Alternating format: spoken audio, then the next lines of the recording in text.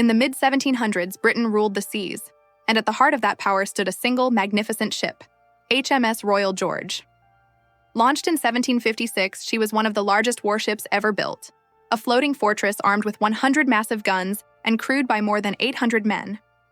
She wasn't just a ship, she was the pride of the Royal Navy, a symbol of British dominance and craftsmanship.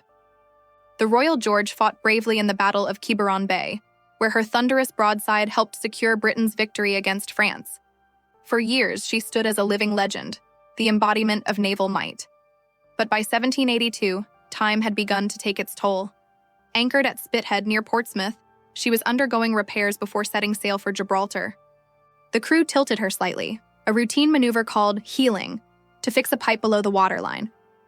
It should have been safe.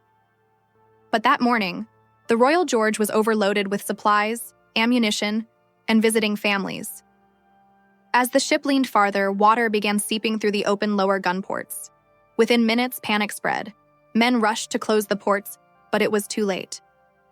The sea poured in, cannonballs rolled across the deck, timbers cracked and splintered as the great ship lurched violently, and then, before anyone could react, she capsized. In less than 2 minutes, the Royal Navy's grandest warship vanished beneath calm harbor waters.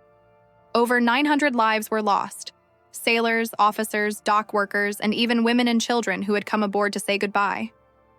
Among them was Rear Admiral Richard Kempenfelt, who refused to abandon his ship. The nation was stunned. How could the Navy's mightiest vessel sink in perfect weather without a single shot fired?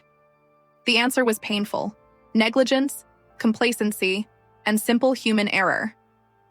For decades, the wreck of the Royal George lay beneath the waves of Spithead, her cannons and timbers silent witnesses to the disaster. Salvage teams later recovered parts of her hull, but the tragedy was gradually forgotten.